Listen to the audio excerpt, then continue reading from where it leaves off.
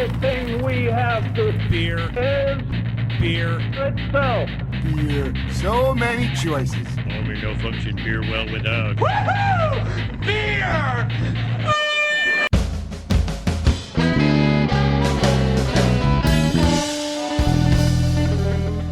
Hello and welcome to another episode of Beer Busters. We're going to bring you the news and reviews, of course, of your favorite brews. I am Dan Baker, and I am joined remotely by my co-host and brewologist, Steph Hefner. and of course the demented and fermented Wayne Baker. And since we are still quarantining, social distancing, we are joined by the one, the only.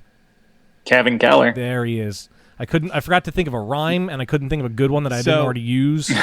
So does this mean when the whole state goes green, including Lebanon County, does that mean that Kevin's no longer an official fourth beer buster at that point? Well, I would say that yes, he would be, but I don't know if that's something. When that we're Kevin back would be on the interested road, Kevin's welcome to crash our recordings or come with us whenever he's able to. Deal.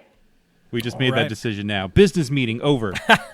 Send the contract to my manager, and we'll get it worked out. Yeah, Contracts. We'll work on that. You're thinking way too advanced. I just wanted to say something real quick that I thought of while Dan was playing the intro music. So before we got set up, Dan was telling our guests about our weird audio situation since we're doing this remotely. No one else that isn't in the room with me and Dan can hear the soundboard, including the intro music. So we just sit here in what to everyone else is awkward silence for like 20 seconds at the beginning of the show. And it occurred to me that we could just sing the intro music between us, and you could actually cut that out. Or I could leave it in. Or you could leave it in. That way everybody else could hear it. So we could go beer, beer, beer, beer, beer, beer, beer, beer.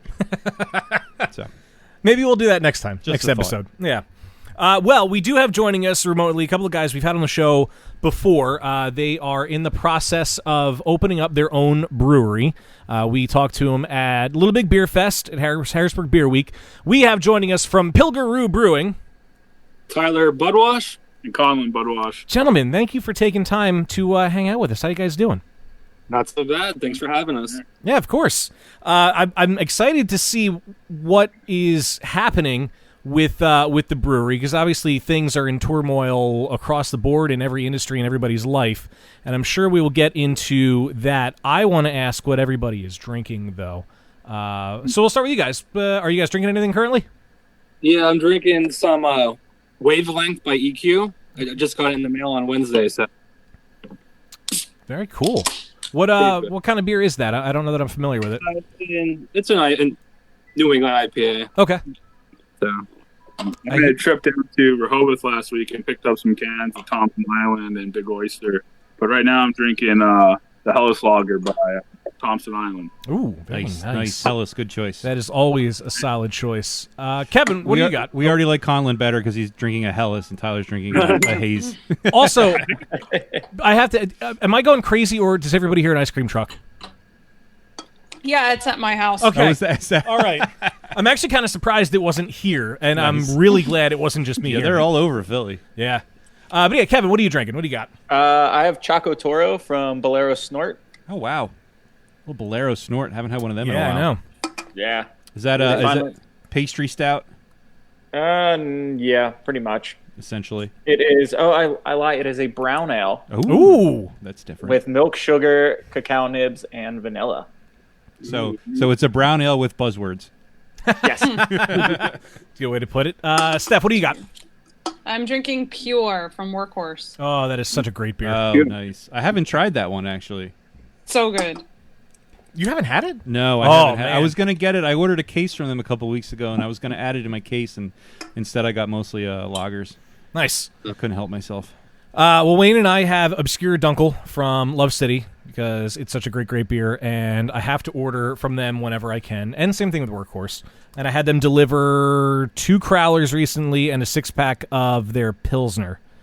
And everything is just so damn delicious. Too damn delicious. Hey, Dan, you know what we forgot to do? I'm getting there. All right, I guess you didn't forget. Well, it depends on what you think I Well, forgot. excuse the shit out of me. What we do need to get to, and I'm curious, Wayne, if this is what you think I forgot. I don't know. We'll find out. If anyone out there wants to follow along, That's what it was. okay, you can. I'm trying to experiment with like where it works to fit this in mostly naturally. Fuck it, it's quarantine. We're breaking all the nothing rules. matters anymore. If you do want to follow along, you can follow our adventures online. Twitter and Instagram, we are at BeerBusters. Facebook, we are BeerBusters Podcast. There is also BeerBustersPodcast.com. And Patreon.com/BeerBusters, where you can find your way into Last Call. You get the outtakes whenever I remember to do them. Punishment videos, which unfortunately we haven't been able to do in a while, but I think, we'll get back to it sooner than later, hopefully. And whenever we have basement recordings and you are local to the area, you may find yourself invited to these recordings. This is all for as little as $1 a month. Gets you access to all these goodies. It's one of the best damn deals you're going to find. Best deal on the internet. Yeah, we could say that. All right, Dan, so what do we got to do next? Wow, Jesus. Well, in lieu of the news, I figured we could talk about something sort of as a follow-up. A couple of months ago, before the world, ended, we mentioned that our friends at St. Boniface were expanding, finally, and they are opening up a new place in Lidditz. So what better way to get all of the information and to get the right information than to have one of our friends from St. Boniface on? So we've got Dane joining us. Dane, how are you, man? Great. Thanks for having me, guys. Yeah, of course. Thanks for taking time to join us to help spread the cheerful news. Well, we have a lot of it. I hope maybe I can inform you all a little bit as to what's going on. Yeah, please do. So first things first, you guys are expanding into Lidditz. That's where it is. It's officially open now, right? Yeah. So the place is it's called Tide House. We are in downtown Lidditz. We're catty corner across the street from the Bull's Head, for those of you who know anything at all about Lidditz and been here before. So we were at a point where our tap room was, filled all the time, weekends, weeknights, and we got to a point where we knew we needed something else. But we don't want to do the same thing, cookie cutter. Here's the next place. So we decided to do things a little bit different here in Lidditz. We have a full service restaurant. We're going to have a full service restaurant. Let's put it that way. But yeah, different food, different experience, but the same beer is the way I look at it. Currently, beer is available to go, correct?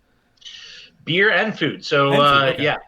So yesterday, June 17th, we started our takeout program. We have a small menu, 5 items to go well with our beer, and you can get crowlers and cans at this point.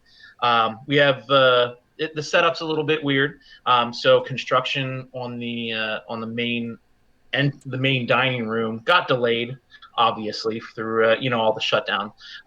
So that's a bit behind schedule, but there's a basement portion, and that's where we're doing all our takeout beer and food out of right now. That's pretty cool. It's funny you mentioned that the setup's a little weird. I kind of feel like it's not weird anymore. Yeah, right. I feel like this is just what we expect now. Like, that's what you do. But yeah, you just got to roll with the punches nowadays. That's the way it is. Every week something new comes at you. What I wanted, one thing I wanted to mention, I was looking through their Facebook postings and everything with the opening and telling everybody where they can go and how they can pick up food. And so they have to actually go downstairs to the basement, like you mentioned. And you guys posted a photo of the front of the building with like a big yellow arrow that said "Go here" to pick up food, which I thought was great because you could miss it otherwise. So that's pretty cool. You're absolutely right. And guess what? There's still people missing it. So the big yellow arrow. I think I need to paint that on the building to make it work for real. Fair. But I mean, to be fair, we are only a day into it. So, people are still going to figure it out. Absolutely. Yeah. So you've got beer to go, and you're going to have the same beer as the original location. Are you going to brew anything there, or is it just going to be like a satellite, get it from the brew house and take it there kind of deal?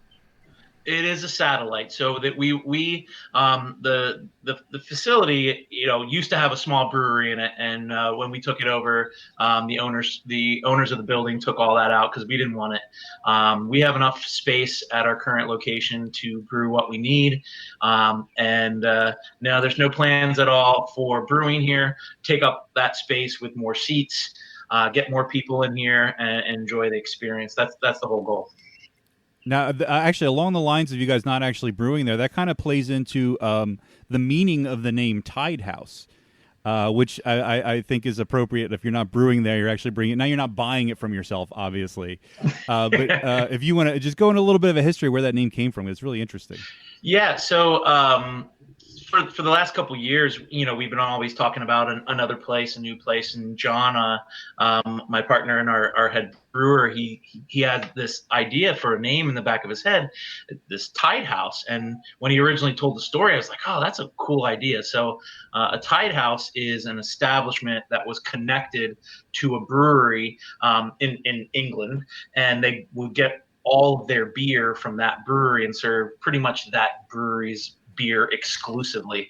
So that really, in essence, is our relationship, and therefore became the name of the place that we have, because just to show that relationship, we do have a little hints of St. Boniface in our logo. We have the axe, but we don't come out and say, oh, St. Boniface, this is a St. Boniface second location, even though that's what it is.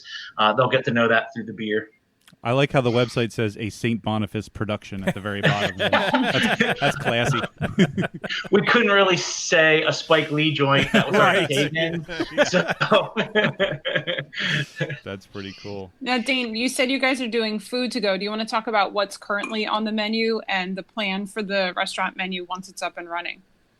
Yeah, so the facility here had a large kind of a big time smoker in it. Now we're not going to just be barbecue or anything like that, but we definitely going to focus on some roasted and smoked things, flavor profiles. So right now we start off with we have an appetizer of some smoked wings, smoked for a little bit, finished in the fryer, and they have an apricot jalapeno glaze on them, and they're really well done. I just saw that on the menu, and I am drooling. It's actually my to-go meal when I'm done talking to you guys tonight. Nice. So then we have a few sandwiches. We have a smash burger, 2 patties, kind of plain and simple, but the taste of the meat is delicious. We get some. Yeah, I know. That was easy, wasn't it? You go ahead. I saw you hold it back. So smash burger, some tomato, lettuce, onion, cheese. Pretty straightforward, but lots of flavor there. I'm not going to lie. I didn't catch any double entendres that were there. I'm like legit drooling. I haven't had dinner yet, and I've been eating good lately, and all of this sounds like something I need to have right now.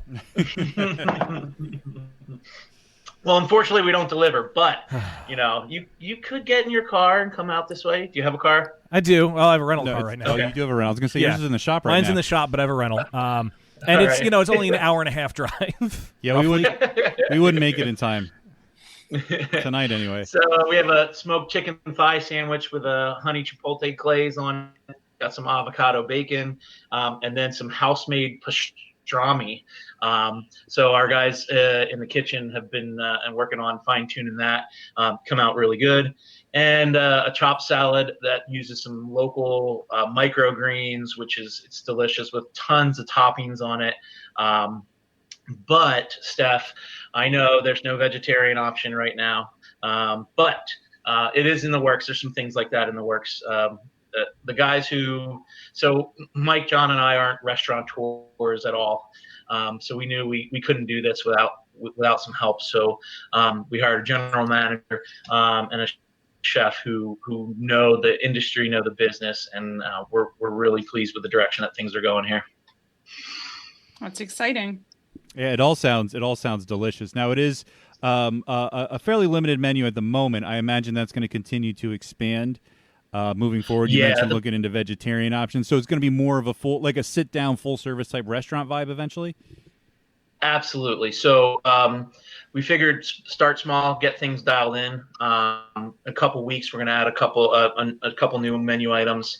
Another couple weeks, another couple menu items, and then we're hoping, fingers crossed, end of July for dining room open. I want to say, yeah, write it on your calendar, but you never know what's going to happen. We don't know what phase we're going to be in and what kind of occupancy we'll have, but that's the whole goal anyway. End of July is our fingers crossed. Once the dining room is open, will you continue to use the bar in the basement as well for in-house consumption, or will that just be a takeout spot? What will be the plan down there? So the plan right now is to use it. It's really depending on occupancy and the phases, but use it as overflow dining space right now.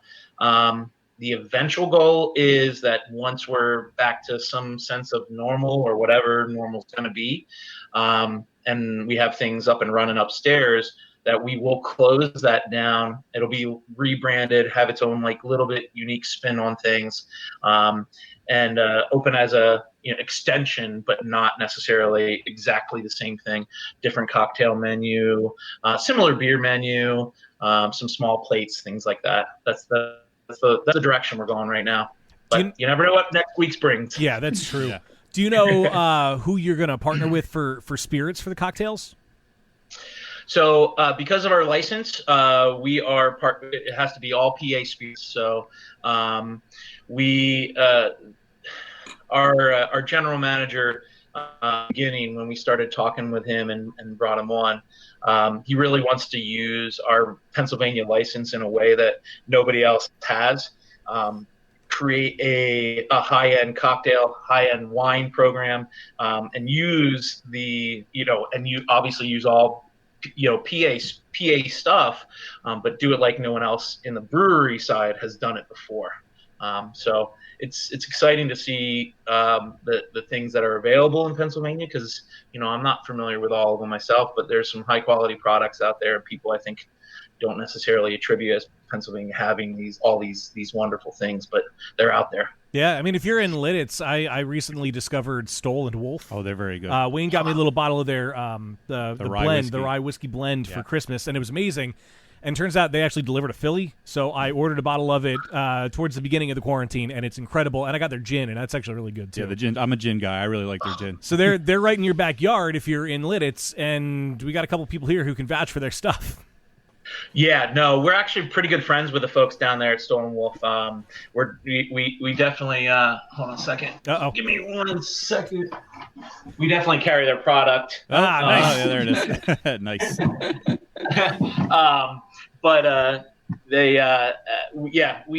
I've been going there as a consumer for a couple of years now already, and while we haven't carried it at the tap room, just because we do have a limited spirits menu currently in Ephrata, we actually got together with them quite early in the quarantine, and we made some hand sanitizer when it was really in the need.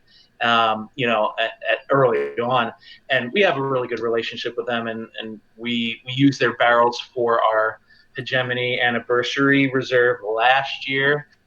And I know you want me to say it, Steph. I'm not going to say it. Say it. I'm drinking Anniverninery. Oh, all right. So jealous. I really want some of that. So we used their barrels last year for the anniversary, the barrel aged version. But good folks, great products, and it's neat to have a neighbor like that. And we actually have some ideas to work with them, and we'll see how things go in the future. I wonder, and maybe I just never looked at it this way, but if you can carry if you can carry Pennsylvania distilleries stuff in your brewery with this license, are you limited to one Pennsylvania distillery, or can you sample from multiples? You can do as much as you want from as many places as long as they're PA. Interesting. Yeah, definitely. Yeah.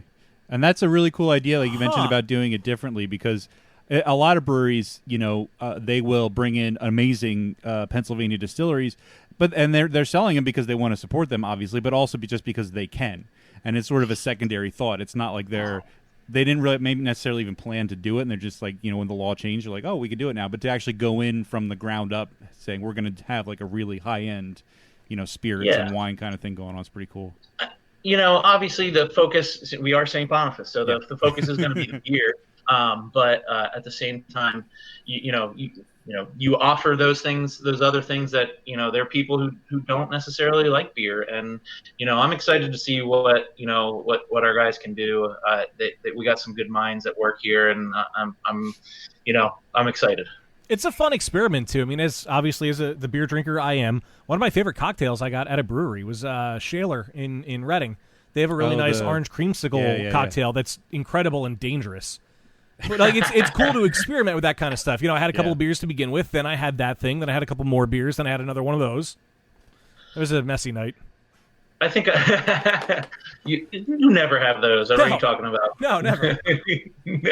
I think an untapped market would be beer cocktails as well. Yeah, using beer, the flavor profiles from our beer, whether they're in syrups or reduced, or a topper instead of a tonic or something like that. You never know. I think there's a lot of different directions you can go with things.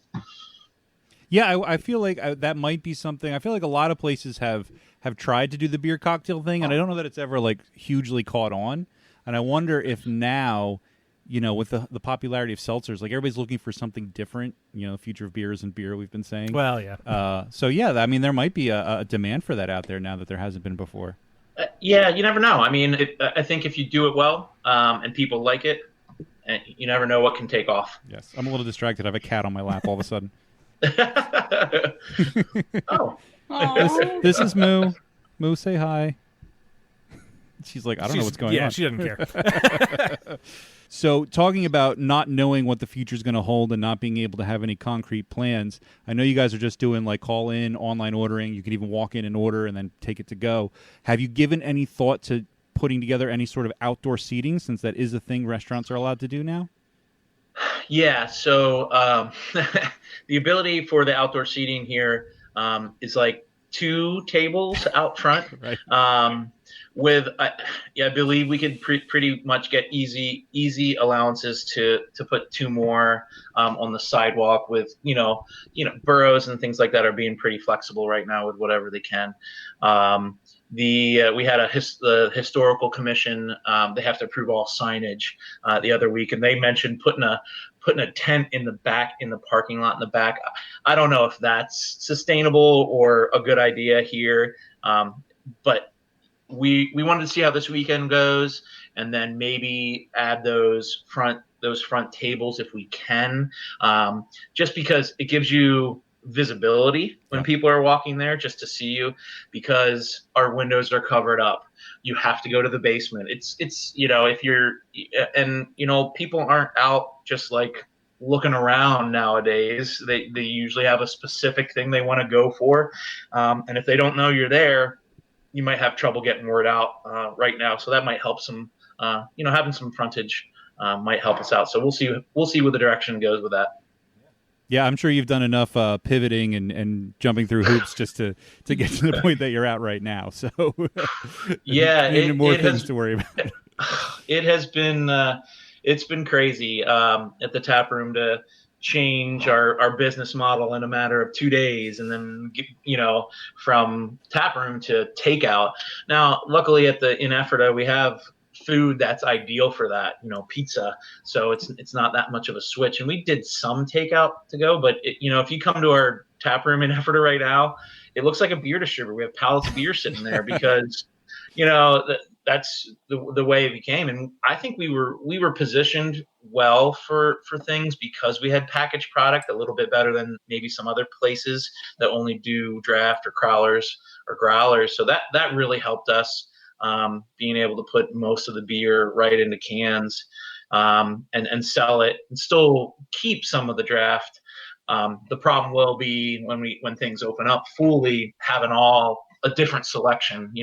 Maybe we're down a couple beers on tap lines because we don't have cans for them, so we weren't going to brew them because you never know what was coming next. So the outdoor seating thing took a little bit to figure out, and then who knows what green's going to look like when we go green or when that will be. So it'll be interesting to see. Yeah, it's a weird point. Everything's kind of in flux. Nobody knows what's happening. And I got to say, it's great that you're able to be flexible with this kind of stuff and plan for so many different contingencies off of it. It's a testament to you guys, and you know what you're doing. Well, thanks. I appreciate that. I guess it looks that way from the outside. Don't worry, that's our secret too. Yeah, that's what we do. We still don't really know how to do a podcast. We just keep trying. But, Well, you're doing a pretty good job. Let's put it that way. oh, Thanks. Thank you. It is Thank you. really, and I've said this before. I mean, we've done. I've lost count of how many quarantine episodes we've done now, like this, over video call. But a recurring thing that I keep coming back to is it's amazing how flexible small businesses, and specifically breweries, because those are the businesses we're interacting with, but even like restaurants and other businesses have been able to just innovate and like turn on a dime and start doing things they never planned on doing just to, I mean, one, because you're trying to survive, but two, I think it's just a product of that sort of entrepreneur mindset where like, if you're going to run a successful business, that's the kind of thing you need to be able to do. And this has really shown how powerful that can be. I think we said earlier, you got to just roll with the punches. You got to, take it one day at a time. I know those are some stupid catchphrases that people use, but that's literally what it's been for, 3 months. And it's been trying, but, we wouldn't have been able to do anything without the support of our local community. The people kept on coming to buy beer, buy food. We were able to keep our people working, which was the most important thing, and a testament to our workers, their flexibility and the things that they were willing to do and get out of their comfort zone with it's been impressive to see everybody work together and the support from our community. Yeah, that's great. That's great you were able to keep your people working, because that was kind of rare throughout all this. Yeah, it definitely was. I mean, we cut our hours and, yes, people were working less hours, but we didn't have to lay anybody off. There's a big difference between takeout tipping and in-house tipping.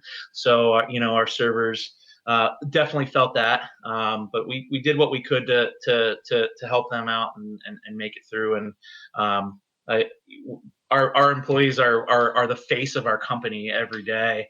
So we feel it's important to treat them right and keep them happy, because they are the ones who present us to the customer every day. Yeah, no, that's true. That's a good way to look at it. Well, I don't want to keep you from those wings, and I need to live. I could miss some wings and be okay. Well, I need to live vicariously through you as you eat them, so I need you to post somewhere online at least a picture of them. All right. I will definitely do that. Awesome. And right now, Tide House is open, Wednesdays and Thursdays, 4 to 8, and Friday and Saturday, 12 to 8, right? That's correct. Cool. Yep. Obviously, as things continue to evolve, anyone who's curious and interested should stay posted and stay tuned to your social media just to make sure things are still going as planned. Yeah, absolutely. Yeah, check us out on both Facebook and Instagram. We are in the process of building our website. And adding things as much as we can as we go. So, yeah, we appreciate you guys talking to us and getting word out. We couldn't do it without everybody's support. Oh, of course. It's the least we could do. You guys have always been great to us, and we love spreading the news. I'm so happy you guys are expanding and you have this great new project, and I can't wait to get out there and check it out. It's been way too long since I talked to you all. I couldn't. Was it like last Harrisburg Beer Week? I couldn't remember. Probably last Little Big Beer Fest is when we recorded. Other than that, I think it's been a little over 2 years since our last full episode with you guys. Yeah. It was May the 4th. Right. Yeah, and it was 2018, right? Was it 2018 or was it? That's been 3 years. It's been a while. I think that was one I missed. I don't think I was there last time you guys I was were going there. straight from there to Reading to stay around. Yeah, and I had a work thing, and it was a whole thing. I wore a Darth Vader costume. I remember that. There we go. I do remember that. There we go. That's 2 down. So far, Steph has worn a Chewbacca onesie and a Darth Vader costume on the podcast. So yes. she's ticking What's them off. next year is the question. That's a good question. I'm sure we'll figure it out. Yeah. I'll work on that. Baby Yoda. Baby Yoda. Baby Yoda all the way. Wow. Oh, my God. Of course. Well, I second Dan's sentiment. I really can't wait to get out to the place, to the Tide House when it's open, and even get back to St. Boniface. Yeah. And just go out to breweries and do podcasts again. Yeah. That's going to be fun whenever that happens. Getting out there, absolutely. Yeah, it definitely will. And hopefully we can get one at Tide House sooner rather than later. And anybody listen to this, if you're curious, like we said, pay attention to their social media. But if you are going to Lidditz, they're right on Main Street. You can't miss it, and it's definitely worth a stop. Well, you kind of can You miss might it. miss That came up, but the building is very distinct. Go to the basement, and then you'll have takeout beer and food. We'll have we're changing out very soon, so you won't be able to miss us. See, soon. there we go. Cool. Cool. And Dean, we can't thank you enough, man. It's been forever, and we're glad to see you guys are doing okay. I'm glad you guys are all doing okay. Great to see your faces. Great to talk to you, and can't wait to cheers in person for real sometime. Definitely. Yes, absolutely. Yeah, and hopefully it's sooner rather than later. And I may have a free day on one of these weekends coming up where I can come out and get some stuff. Well, let me know. Oh, I will. I definitely will. I still got to get my hands on some Anaverninery. Of course. I had to say it just for you, Dean. Well, congratulations. You slipped it in there. Yep, that's what I do. Cool. Dane, thank you so much, man. It's so great to talk to you. Thanks, guys. Have a great night. I cannot wait to get there, and I'm really hoping I will get to do it soon, and I can't wait for us to record an episode there. Super cool to talk to Dane on the podcast again, and just to see him in general. Yeah, definitely. That brings us to the topic at hand. We have the gentleman from Pilger joining us. And like I said at the top of the show, we had you guys on at Little Big Beer Fest. I think it was last year, right, in 2019? It was the last one that actually happened, yeah. Yeah, right. So you guys are in the process of opening. How far along is that process? Because I know it's a storied process overall. Yeah, we're waiting on our architect to get all of our plans sent in to the county so we could get started with our permits and whatnot. So we have everything else lined up. So as soon as that's in and we have them in hand, we can start construction. And you guys are going to be opening up in Pottsville. Correct. If I remember right. Okay. Yeah. Now, where did the name come from? I think we talked about this when you were on the show last time, but remind us where you got the name Pilger. All right. So, yeah, it's a spring. It's a spring probably a few miles from my house. I passed it several times on 501. So when we're trying to think of a name, we were originally Key Hot Brewing Company, and I just hated it. So we're trying to think of something that stuck out. I like history, so I saw it nonstop. So I'm like, all right, it's by my house. Might as well just be Pilger. So it's a spring off the Appalachian Trail. Isn't there also a road, Pilger Road? Oh yeah, it's right by the spring. So it's named after the spring as well. Yeah. Mm-hmm. Interesting name. So speaking of events that were canceled, before we talk more about the brewery, Skook County Brew Fest, which is also something you guys do, didn't happen this year, like every other beer fest. How did that go down? Did you guys hold out hope that it was gonna happen, or did you guys know pretty early on that it wasn't? We're holding on hope for a while. We figured, because originally the whole thing was, all right, after 8 weeks or whatever, everyone should be good. And then when we got into March, we're like, yeah, this isn't happening. April, this isn't happening. So we held off till probably mid-April. I'm like, all right, it's getting postponed. We're not canceling it. So we put it on postponement until August 1st. And then the way everything looked, we only allowed 250 people. It just didn't look good. And everyone was complaining that they might have to wear a mask or they got to do this, do that. And I just didn't want to deal with any of that anymore. So I'm like, all right, we're just going to cancel it outright. And we'll save it for next year. And what year would this have been for that? It's been running for a while. Yeah, this would be year 6. Wow, so. Wow. Yeah, it sucks, all the events that have gotten canceled. I mean, it's understandable with everything that's happening. It's just... Yeah, I mean, they're canceled all the way up now to the first week of October, as far as I know. Yeah. Wow. I think I've kind of just come to terms with the fact that there's no events that are really going to happen this year. This year, yeah. This is like our last reach for exposure on the fest circuit, so we got to miss out on before we open. Yeah, that sucks too. Harrisburg Beer Week, Lidditz. After I think we were on Gettysburg. What else were we doing? We're doing Lidditz and Sealands Grove. Yeah, I had one booked every month for the whole year. Wow. And, so that all went. Yeah. And I understand that they would want people to wear masks because that definitely helps with everything. But at a beer fest, you can't. You're going to have a beer to your mouth fairly often. It's hard to wear a mask at a beer fest. Yeah. I mean, unless you have a straw that you can contort in there, but that's just weird. Yeah. One of them hats. Our last fest was Kegs and Eggs at RBC during St. Patty's Day weekend, and then we were all being cautious there. Had gloves on. We only had single serving cups, and it was just picking up. And then you got home the next morning. Everything was everything shut down. Yeah. I remember when Kegs and Eggs happened this year. I remember thinking I was surprised that it was still going on, but it wasn't at the point yet where I was like, oh, they shouldn't be doing that. It was like, oh, I kind of thought they'd cancel it, but cool, they're still doing it. And then, like you said, it was like right after that, it was like, oh, we all got to stay the fuck home. Exactly. That's the last big thing. And like it was slammed. Everyone was still like elbow to elbow. Yeah. Well, I think that was before we really knew it was right how at dangerous it was could be. right before like everything got real serious. Yeah. Like anything else with single-use gloves, and then like you didn't think it was like through the air, and you're like, okay, you're upstairs with all these people, and like it really didn't matter. One person could have had it and turned the entire festival into that. So luckily that didn't happen. So Corona was there though. They brought their hard seltzer. Of course they did. I think I had one of those seltzers recently. They're surprisingly not. I had the not Bud terrible. Light recently, and it was awful. Yeah, I also had Natter Days. I had a couple Natter Days, and that was an interesting adventure. Yeah, I like that for like a Natter month. Days. For like a month, I liked them, and then I got over it. Yeah, I mean, you're outside on a hot day. It's nice and refreshing to have something like that. Yeah. But I think I'd rather stick to beer more often than not. Yeah, definitely. Yeah, we were supposed to be at Ephrata Beer Fest tomorrow. Yeah. We were supposed to record there. Yeah. I was looking at the calendar. It's still on our calendar. Yeah. Yeah, same. Yep. And actually, I crossed that off last week. Yeah. X that off. We had an insurance bought for the rest of the year too. So like we just got it and all that. Man. Jeez. Yeah, that sucks. Well, and Kevin, the prototype one, I mean, we all know that had to be rescheduled for next year. Yeah. I mean, it's getting to the point where I don't think any fest wants to be the first coming back. Just no one knows how it's going to look and what safety precautions you're going to need. And I know like Atlantic City just canceled theirs for 2020. Some big fests, GABF, I know we talked about last time, canceled or is going digital. Yeah.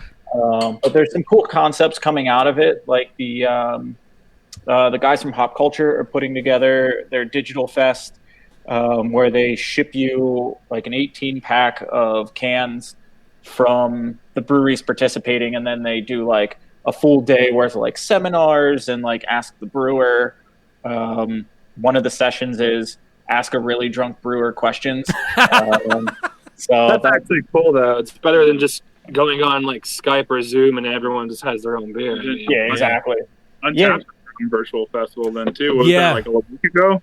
Yeah, I was checking in some beers the other day, and I had that as one of my options on it. And I had no idea when that was going to be, but I knew they were doing it virtually too. I'd like to go to that because they were Panther fans. They had that at their stadium last year. So. Oh wow. It was a shit show last year. Yeah, there wasn't too much positive reviews about that stuff, but still, that's something I would like to do. You mean not great reviews on something Untapped did? You know, it's a platform for not great reviews overall. Yeah, right. It's light. I think it actually rained there, and everyone had to like run off the field and like wait like to like. Oh yeah, it was a washout. It was just like a washout or something. It's not my kind of event. Half a star. It used to rain every year for the fest I do. Every year. I remember you telling us about like tents blowing away and shit. Oh yeah, yeah. And then finally last year when we moved at the pod still, it was like 90 and it was perfect. Yep. And this past year on the same date on the 16th, it was really nice on the 16th. So we got 2 lucky days there. And then fucking global pandemic. Who'd have thought, right? Thanks, COVID. Yeah, right. So speaking of things being canceled and delayed, have your plans for the roadmap for opening the brewery had to adjust? Or are you still pretty much on the same time scale you expected? A tad bit, yeah. Like right before all this broke out, I had just gotten approved for an SBA loan, like right before it. So then I was just like trying to gather everything, get everything lined up, and then all this happened. So it kind of did, it kind of didn't. It actually bought me some time. I mean, I could say it could have put us back a little bit. I would originally like to open in like November, but it's looking like January now. So I'm okay with that. I feel we're in a lot better place than if we would have started in April, as when I did want to start at first. Do you think winter is a more ideal season to open? I've never really thought of that, but like, I guess everybody's cold. They want to come inside and have beer and warm up a little bit. I feel like that might work to your advantage. I hope so, but it's give and take. I can see it both ways. Like it's like if it's hot out like now, we can go out to a brewery if it's open, has a patio and whatnot. You want to go hang out outside. Yeah. If it's cold out, you want to go hang out inside. Yeah. So I mean, either or. And if there's a surge, you're back to square one where it all started going in the springtime. So True. if everyone can't be inside and it's 10 degrees outside, no one's gonna you can't go out again. It's kind of a positive thing. I wouldn't say positive, but like a thing actually from this rolling in from spring, winter into spring, and instead of going into the winter months where there would have been more issues trying to keep a business open. Yeah, the only thing we have to worry about January, watch it like snow the day we're opening. Yeah. So that would be my kind of luck. Yeah, right. I just know it's probably going to happen because everything I do, it always gets rained out or whatever. It's the first time. So. It'll be a super volcano. That's what it'll be. Oh, I mean, God. we're just Yeah, right? up in the ante every time. It's just plague of locusts. Why don't we take a step back? And I know we talked to you guys about this last time we had you on briefly, but tell us a little bit more about what led to the idea of opening the brewery and what the process has been up until this point before Corona. All right. So really, a lot of this started like 2009 at my old house. We built our garage out, so it was just like a hangout for everybody. And for some reason, I thought after I graduated college, I can open a bar. So that was the original plan. I wanted to open a bar. And the more I got into craft beer, I started to homebrew. So the bar thing fell out. I'm glad I didn't go through with that at all. I would not want to own a bar. But yeah, I used to book shows. I ran festivals nonstop. I started beer festivals. One thing kept leading to another, where eventually I found a group of people that had the same idea as me, and we got together, we formed this. Yeah, it all started in a garage. Like Google and all that stuff. Yeah, I mean, plenty of places have started from garages, and, That's and true. there's good That's true. stories. Yeah, and Apple. We were just talking about them earlier. We were not happy with either of them. Some technical difficulties today. But so as far as like brewing background and experience, do you guys do a lot of home brewing? Have you guys worked at breweries in any capacity? Yeah, I started homebrewing like when I graduated. It was like 12 or 13. I homebrewed for like a year or two. And then my girlfriend got pregnant with our daughter. So I kind of just stopped and lost that hobby for a while. And then I picked it back up in 2016. I started brewing with like Cunningham. And then 2017, we got together and we started this. And then... Yeah, basically...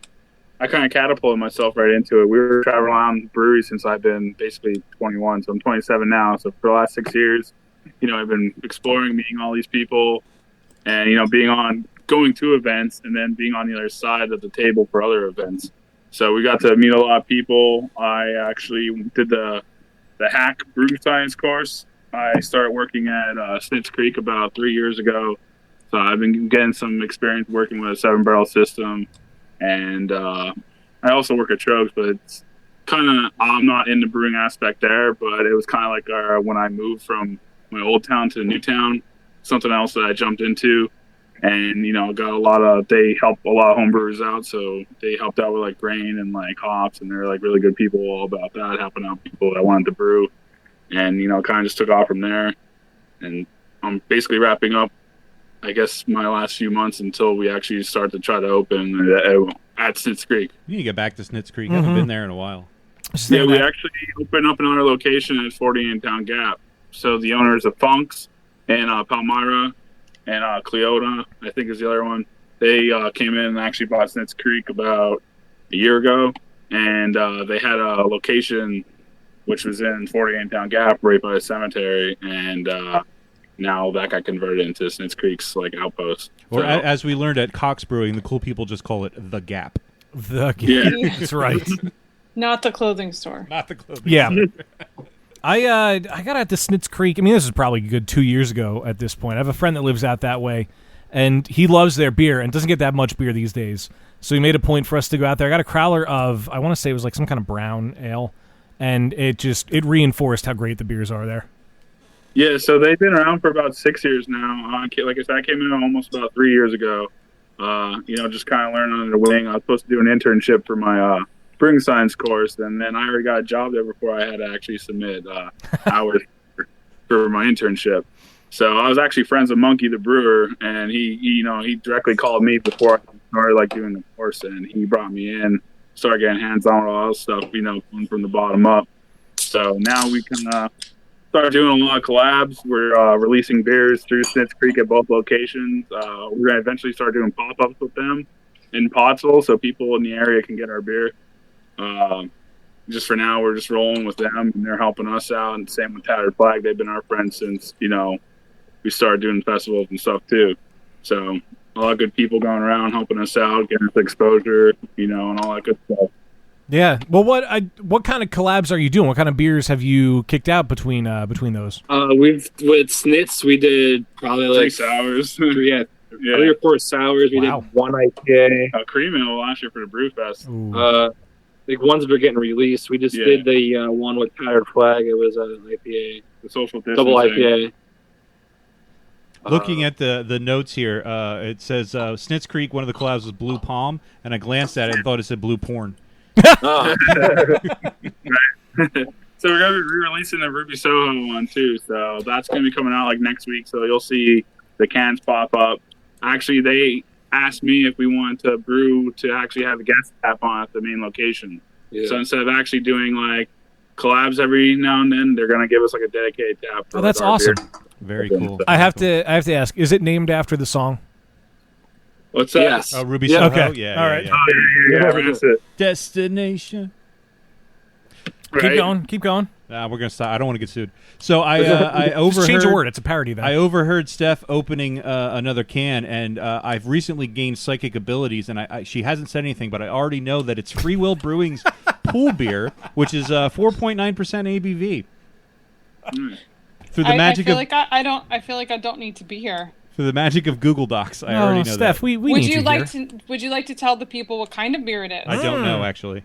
Because you didn't Now write, you do. You didn't write that down I have yet. a feeling it's a cream ale that's brewed with Macroot lime leaves and key limes. It's really tasty. I did another order from Free Will, and I have a couple here that I'm gonna open tonight. I haven't ordered from them yet, and I need to. Yeah, I was about to. we ordered from Strange Roots, Android Theory, Levante, Yeah. Tired Hands, EQ. Equilibrium. They just started, so Yeah, it's crazy. I ordered from them Monday evening, and it came Wednesday morning Oh, that's awesome. from New York. Yeah. Not so bad.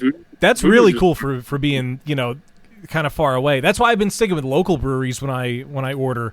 It's like Love City and Workhorse will get them there same day if you order at the right time. I actually still haven't had anything from Workhorse, but I do love Love City. Oh, you got to have Workhorse. Workhorse We is just great. watched the Adapt episode of Port and PA, so we got to see more about them and what they do. Right. Cool. Cool. Yeah, I mean everything they do is just incredible. I haven't had a bad beer from them at all. Yeah, I took a trip out to actually on Wednesday. I went to Pine Knot and checked them out in Northumberland. I went to New Trail and Bullfrog just to get that whole area knocked out. But New Trail just released the Bomb Pop and the Heat Lightning, so I had to load up on that as well. He's doing some great stuff up there. Yeah, it was my first time in like Williamsport and like maybe like the second time in my life, and I was like, I don't know what to come up here for. Like I'm not. Yeah, I'm just not a fan of the area. Or the Little League World Series. all. Like I watched the Little League World Series, but to go up there during that shit, like I'm just like, nah, I'm good. You guys need to go up. You need to go up and go to Cherry Springs State Park. It's about another 45 to an hour north of Williamsport, but it's one of the darkest spots on the East Coast. And if you go during new moon when it's clear, you can actually see the Milky Way. Oh yeah. The guy I used to work with did that with his kids. I don't know how long ago, but yeah. It's really, really pretty. I'd go. Yeah. Like I said, I just gotta think about going. Yeah, give us like a random area. Like the last few weeks, we were just down in Frederick like 2 or 3 weeks ago, and then I took a trip to Dewey last week, and I did like Dewey. Where'd I go? Dewey Beer Co., Thompson Island, Big Oyster, Wilmington Brew Works on the way back in Delaware. Just give me somewhere to stop that I haven't been to yet. Like I'll definitely go in that direction as long as it's on the way home. How does it feel being out and about? It feels good again. Like 2 weeks ago, I went to Virginia, and I'm like, wow, this is like awesome. I forgot what this feels like. Yeah. Everyone, they still take it really like you still got to wear your mask in, but everyone had outside dining at that time. So you just go and you sit. You can take your mask off when you sit down, which is fine. Yeah. It's a little weird, but I'd rather do that than not do anything at all. A lot of the tables had like sanitizer there, so if you wanted to, when you sat down, you spray everything down. It's up to you. But yeah, it's cool being like back out and about. I enjoy it. Like I'm trying to go somewhere every weekend because I just know that this is going to happen again. Because you can already see the states that like opened up early, like just the whole South basically. Yeah. They're already on the rise, and they're telling people if you've been like this place, you gotta go home and quarantine for 2 weeks now. Yep. So all right, I'm not going there. Yeah. The aforementioned Apple, I saw a headline today that they're reclosing some of their stores in the states that have the worst cases. Yes. Really? Yeah, they were going to open a bunch more, and then like Arizona, Florida, North and South Carolina, they're closing more stores again. Because you're right, nobody's taking it seriously. They open up way too soon. And not to get political, Pennsylvania's been really good with this. Yeah. We are one of the lowest cased states in the country. You know, Dan, the sad thing is that there's nothing political about that statement I know! because it's based on fact data. Like, it's numbers. Like, you can't, it's That's what I'm math. always iffy to talk about, like, saying anything regarding Wolf, because everybody has been so heavily opinionated about talking. And you know, I do kind of I understand from the side of small businesses. I do feel like, especially early on, there was a lack of like clear communication from the state government as to like what was going to be allowed when, and to their credit, like who know, like they didn't have to, they don't have plans for this shit. Like they're just making it up as they go along too.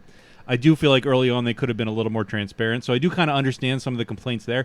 But yeah, since then, like I feel like we're in one of the good states. We've done pretty well. So can't especially complain. for being the original hotspot too, because New York, Jersey, and EPA were all like that. Yeah. Especially Pennsylvania, they're one of the highest states on unemployment. Well, yeah, that's a whole other One thing. of the highest state on unemployment too, I think. Yeah. So, kind of getting off topic from what the current topic is. Rein us back in, Kevin. Going back to your travels, I know you guys have been hitting a lot of breweries and tap rooms through those travels. Are you guys using that as market research to see what you guys really like for tap room operations versus what you don't like to kind of take back for when you guys do open to meld all those things that you did like together? I mean, I've been doing that. We've been doing that since like day one, basically. Like, I know what I like in the brewery. I know what I want my brewery to be. So just seeing everything, how they operate, what they do, styles, decor, anything. I pick up on that. I see what works. I see what don't work. At least in my opinion. And I'm taking all of that and putting into one thing. So there's so much of it in like good atmosphere. Like I remember like actually like, you know, everyone's beginner brewery is going to be like Trogs. And then like I knew when I went there when I was like 21, I'm like, I want to work here. And then like once I moved down to Pine Grove from Fractal where I used to live, I was like, all right, I'm going to get a job here. So like for the last 4 years I've been working there and, you know, just being in that atmosphere all the time. And then on top of just like, you know, being able to take in other people's places as well. Like I really love like Hidden River and like what they have like set up there. Like every time I go there, I know the beers are going to be, you know, perfect in my sense of taste and everything else. You know, just being there and actually enjoying and seeing how everybody else does their own thing really makes it, you know, unique. Now, since the quarantine and all these extra safety measures the breweries are putting forth and curbside and delivery, and is there any part of your business plan that has changed based on the current state of things? And because a lot of breweries have needed to be flexible and make changes, and my gut is telling me that some of these things will remain in place for quite a long time, if not for the foreseeable future, once things get back to somewhat normal. Yeah, one thing we know before we open, we're buying a crawler machine. There's no way we're going to open without one. Yes, thank you. We do have the option in our lease. We do have a courtyard, but we'll have to pay a little bit more for it. So it's there. So I know I'm gonna eventually get that. That's gonna be a must. So we'll have a courtyard eventually. So yeah, we're just seeing how this all worked out, and like beers to go obviously was the way to go. If you weren't doing that, I don't know how you survive. If you survived. Crawlers though, like I don't want to can off a crawler machine. I've already had like, you know, I just don't want my beer like that. But Also, growlers, yeah, absolutely. There's no way we will open with that one, period. So that's on the list of things to do. things were getting away from doing growlers then too, because everybody didn't want to touch anybody's stuff coming in. So now it seems like if the growlers actually continue to plummet or whatever, that they're bringing in glassware and filling off taps again is going to be one of the most common things to be done. I was at a brewery recently who was doing growlers rather than crowlers. They don't have a crowler machine. And I was real lucky that I had a growler in my car so I could take beer home. But, I mean, they offered to sanitize it and everything, but, you still run the risk of, what happens if, the world ends again from it. But no, crowler machine, that's why I was very happy to hear you guys say that, because I think nowadays it's very important to have that kind of thing, because it opens up the opportunity for people to not commit to buying a growler or not lucking out because they have one in their car. It gives you an option to get a smaller pour of beer that probably will cost less and is less of a commitment. Absolutely. So speaking of Victory, did you buy any of their crowlers when they had their deal? Fuck yeah. $3.33 a crowler? Fuck yeah, you better believe I did. To clarify, nobody listening to this can see what just happened. Exactly, yeah. We're not speaking of Victory, but Dan and I did just open a bottle of Victory Prima Pills, and I was just holding it up to the camera so everyone can see. Yeah. Yeah, I think when we drove down, it was like April, we bought like 20-some. Yeah. Wow. By the time we got home, there's only like 12. Nice. I'm gonna pause for a sound clip that you guys won't be able to hear. Well, we made Prima Pills for you, actually, Dan. Oh my God. Oh, I wish you guys could hear the soundboard. Dan just played the clip of Bill Kovaleski saying, "Well, we made Prima Pills just for you, Dan." That's my favorite sound clip. Let me. I'm sorry. Let me pick this up. You dropped something over here. Oh, it's a name. Yeah, it's Bill Kovaleski's name. Anyway, yes, this is a phenomenal beer, and I love it so much. It's just such a readily available, wonderful Pilsner. Very good go-to. Although that Dunkel was pretty awesome. Mm-hmm. Kind of wish there was more of that. I always get like Sunshine Pills or Winged Out. Like, especially with my employee discount, it's perfect. Yeah. We should do Sunshine and Prima side by side, We like should. a blind tasting. Yeah, that's a good idea. I'm really curious which one I would like better. I mean, they're both great in their own right. I've come full circle with all my styles of beers. Like, I'm right back on the Hellas's and the Pilsners. Kolsch's. Yeah, I'm about it. Nice. Like, we just brewed a Hefe and a Wit. Like, we never really do them. We just do, like, a lot of stouts, sours, IPAs, Pilsners. I'm like, all right, I'll just do a Hefeweizen and I'll do a Wit. And we'll just add fruit to it, though. And then people like it. So that raises a question. Since you guys aren't open, since there's no beer fest going on, what are you guys doing with your beer? Are you making beer right now? How's that working? We'll post on Instagram like what we have, and we'll people come down and fill their growlers. Okay, so you are doing to go. Yeah, like if we know them, really. Like, I don't want random people at my house and whatnot, but yeah, if we know them or whatnot, we'll stop by, grab some beer. Right. So it's not like a commercial operation. You're still just kind of correct. Yeah, we can't sell yet. Are you brewing on your full size system now, though, or are you still doing just home brewing? We're still home brewing. We're brewing at Snitz and we're brewing on our homebrew rig. I just called about ordering, or I'm on a list right now about our brew house. So okay, so it's not actually installed yet. Nope, we haven't started anything in the building yet. Getting ready though. Yeah. It's all in the architect. I'm waiting on him. Fucking I'm telling architects, you, man. This is the perfect thing, though. But so when you get it and you get it up and running and you start brewing, just brew a fuck ton of lagers because you're gonna have to sit on them for a while anyway, so you can actually sell them to anybody. They'll be ready. No.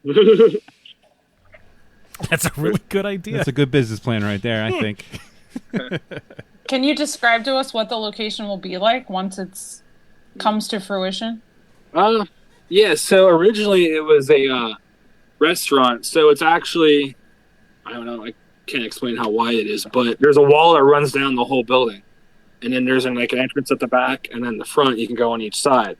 So what we're doing is we're going in and we remove this whole wall, and it's just going to open the entire thing up. So it's about 2,300 square feet. We're going on a 5-barrel brew house. We're going to have all that in the front, so you can see everything. You can see the tanks and everything from the street. And then the left side is going to be the tap room. So we'll have a 25-foot bar or so. tables, barrels as tables and whatnot.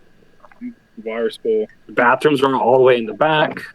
I'm not sure if you can actually see this, but this is what it looks like. It's an old restaurant from what are they? When was that originally open? It closed in like 06. Okay, so like that's what it looked like back in the day. Oh so wow, it's like an old school diner. Yeah, so like it's that, and like the same size on the other side as well. So that wall's right there. That's coming out. Okay. And there's nothing there. And it's all empty now. None of that stuff's there anymore. Correct. Yeah, right now they're using it as an art gallery. Oh, okay. So, yeah, we're not going to touch the floors. We're going to keep the old floors in there. And we're just going to have people come in, paint stuff on our walls for us. I bought a bunch of old roof tin that'll go somewhere. Just Craigslist. Check in for stuff, anything that you can find. I found a lot of our stuff for the brewery on Craigslist. Yeah. So you guys have actually that's interesting. And like from like an aesthetic point of view, do you guys have like a specific style, or is it kind of just you're just using whatever you guys can find? We're just gonna use whatever and see how it fits. Yeah, that's cool. I bought the roof tin. I do want stuff painted on my walls. I want it to look like modern, like artsy, and just cool. Like, And then we're going to the historic society, like right up the street, and we're gonna try to like find some cool stuff, kind of like if anyone has any old pictures of the building. Oh yeah, that's a good idea.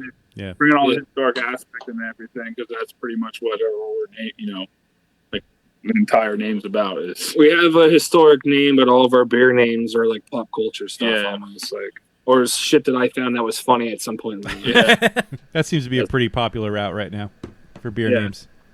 Like I have a lot of beer names from The Office. Yeah, we were doing sours at one point, calling like the Sour Stanley series, and we're just all like freaking like quotes from like all the movies and stuff like that.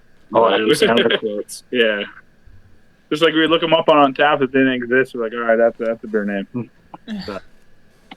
Not easy to do, I can tell you. Not easy to Google something. Oh, that'd make a great beer name. Oh, 5 other people have already used it. Exactly, Like I don't know how many people have like a beer called These Nuts. Yeah. Oh, yeah, it's got to be countless. Or Oats and Hose. Yeah. We just had an Oats and Hose. Where do we have Oats Poor and man's. Poor man's had Oats and Poor Hose, man's right. Hose. So does He-Man. I just thought he did too. That's the one I was thinking of. Yeah, because when he was on, we said, hey, that name already exists. we actually were down there, like 2-3 weeks ago, if not longer, and we stopped in for the first time and got like every one of his beers in the 8-ounce cans. I think that's a great idea that he's doing that. Yeah, that's cool. That's a cool option. We called in, but we wanted to stop in and talk to him since it was the first time we've seen him since he opened. I'm like, you know what? We're here for all your cans. Sorry. Yeah. It was only us in there, so it wasn't too much, but we were chatting with him while he was doing all 12 beers that were on tap there. Putting them in 8-ounce cans for us. I hope you tipped the man well. Of course. Now, is it just the two of you guys involved in Pilgeroo, or is it other people? It's me, him, Deppin. He's actually at a wrestling show right now. It's his first show back since March. So he's in Indy right now. And then we have 2 dudes that were helping us for a while. They'll eventually help, but the core base of the ownership's me, Tony Deppin, and my brother. Awesome. I'm gonna peel that back for a second. Is he a wrestler? Pro wrestler, yep. Professional wrestler. Yeah. Really? We talked about this before. Did I'm we? pretty sure. Okay. Yeah. Okay. I must have drank that memory out of my head. I then. definitely remember that. Okay. I don't remember the specifics, but I remember Pilger and wrestling were related in some way. We actually have our own ring. What league is he in? Well, he's an independent wrestler, so he just bounces around. He works for like GCW, PWG. And something over the he might, I can't really say it, but people from ROH were talking to him about signing. Yeah, he bounces around. Every weekend he's in a different state doing wrestling. That's cool. There's a guy I used to work with who is in Chikara. Okay, yeah. He wrestled for them for a while. Oh, yeah. He actually just left Chikara probably end of last year. Okay. So he wrapped up. Yeah, and I used to think that it was all, it was all smoke and mirrors mostly until I would see this dude come into work with all sorts of bruises and like almost broken ribs. Like they legitimately put themselves through hell for this art. Yeah, I wouldn't want to do it. When you land in a ring, it doesn't feel good. Like your body like makes like a callous basically. Yeah. And that's how you survive the bumps. Yeah, and he was showing me videos of like jumps that went wrong and flips that like landed almost on their necks. And when jumps it go drives wrong. me nuts thinking of any kind, like putting yourself through that kind of bodily harm willingly, but then when it can go slightly wrong could lead to death. That's not for me. So more power to these guys. I mean, they are dedicated to their craft in a way I would never think of. I think last year he got punched in the ear that hard. His eardrum broke. Oh no. That doesn't sound nice. And then he got like staples in his head in like February maybe. He wrestled at Warped Tour, and one of the things, I guess he took a dive out of the ring and went flying right over the barricade and got like freaking road rash, basically on sand. Yeah, caught in sand. Yeah, because he was on the beach in Atlantic City. And then they went down the ocean, were wrestling in the ocean. The whole crowd was following them, and they came back into the ring, and they were just drenched, sand everywhere. It was crazy. You guys have to make a beer called Staples in his head. So, getting back, speaking of beer, I heard somebody open another beer, I think, recently. Somebody needs to tell us what I they... didn't open one, but I just grabbed another John Ski from Stolen Sun. Oh, nice. we love them so much. Stolen Sun. Awesome. It's somewhat hazy, but mostly lucid. Double IPA. Nice. Well, they mentioned wheat beers, so I opened Wayward Wheat from Neshaminy. Oh, nice. We actually went down with a show to Chikara with Deppin, and he had to report early, so we took his car and went brewery hopping around Chikara. So we went to like Broken Goblet, Vault, and there was another one too. I forgot, But we didn't go to Neshaminy Creek because I guess we didn't want to really leave the state in terms, I guess, because that's in New Jersey, right? No, Like, it's not. It's in Pennsylvania. I thought it was like Croydon, New Jersey or something. No, it's in Pennsylvania. Whatever. We're still trying to... it was on the other side of everywhere else we wanted to go, so we didn't go. Yeah, that's it. You were just afraid you were going to miss the exit and end up in Jersey. Let's be It's honest. at that part of the area, yeah, it's easy to do. Might be a little scary. Up in Jersey. Well, I was in Jersey recently, and I stopped at Tonewood Brewing over there, and we love the guys there, and we love the beer there. And it is Croydon. It made the trip worthy. There were no dumpster possum sightings, and I was very upset. Where else are we going? I don't remember. Force of Maine. Yeah. Oh, I haven't been there in a while. I think last time I was there when we saw the Menzingers. Oh, yeah. Okay. Back when we could go to see live music. Yeah, I know, right? We went there before the Menzingers. Yeah, we actually went to a Rev Payton show. If you don't know who he is, but it was at Lancaster at the. Yeah, that was downstairs, and upstairs were the Menzingers that night. Yeah, so yeah. They were upstairs. Yeah. I had friends up there. Yeah, and I got live. I was like, I'm here for the Rev show, and then I went upstairs for the Menzingers, and I came down to the Rev show, and I went back up to the Menzingers. Some dude gave me an extra ticket, and I was like, "That's awesome." You know, I like both these bands that are playing right now. So yeah, I'm just kind of like in between like pauses. Wayne and I were at that show. Where was it? There was Menzingers in Lancaster, Chameleon. Is that the one that Jess came with? Yeah, you, me, Jess, and yeah. It was so hot. Really I got drunk and jumped in the mosh pit, and I left, and like my shirt was literally soaking wet. You took off your shirt when we left the venue. Yeah, that was like a random show. I thought it was like August. Yeah, he just added it randomly. So I'm like, fuck it, let's go. Yeah, that's so cool. That's cool that you guys were there. It's a small world. In fact, that's where I saw Big Nothing for the first time. They opened up for the Menzingers that night, and they're a really good Philly band. Queen of Jeans was there too. I like them. They were good. The guitarist for Big Nothing works at Dottie's Donuts, so there's a reference Steph will appreciate. Oh, I like Dottie's Donuts. Wayne is required to say that now that he's dating a vegan. This is true. Man, I gotta tell you, vegan pastries are on point. Dottie's Donuts, there's batter and crumb, vegan treats, man. Batter and crumb. That's the. I was trying to think of the other one we went House, to. Like all that stuff. It's so good. What did I get at batter and crumb? I'm kind of veganish. Veganish. I don't know. You still eat cheese. I love cheese. And you still eat meat. For like a week or two. Didn't last very long. What's that? I said I tried being vegan for like a week or two. It's not easy. No, it's not easy. I will tell you though. We're talking about everything except beer, but that's okay. It's quarantine. Nothing matters. The fucking plant-based meats that are out there now, Beyond, and there's a million other brands. They are all really good. Beyond is launching a summer pack that is cheaper per ounce than it is if you buy just like the 2-pack at Target. Oh, really? Because it is expensive. By the way, you have to try Light Life. I like them better than Beyond. Ooh, Light Life. There's another one for you. There's a brand we found recently that I can't remember the name of, but somebody I work with gave me some. They have like a ground beef and it was really good. So we've since had their sausage and their meatballs. I can't remember the name of it though. It could be Light Life. They have all that shit. Well, Wayne and I opened another beer. We are drinking from the aforementioned Workhorse Brewing. We have the West Coast IPA. Ooh. I opened Main to Main by Lost Tavern. Ooh. Oh, nice. Oh, Lost Tavern. Ooh. I like those guys. Yeah. That was a fun episode. It was. They gave us a bottle of something on the way out that I totally did not expect. I think it was the Russian Imperial something of some sort. And it was great. Yeah, that was cool. That episode was a lot of fun. That was we were drinking at like noon that day. That was an early recording. That was fun. I was at their other location in Bethlehem, towards the, like last fall. You've been somewhere I haven't. Yeah, it's pretty cool. It's a cool spot. That never happens. Little day trip to Allentown, Bethlehem, Easton. Hit up a couple places, Two Rivers.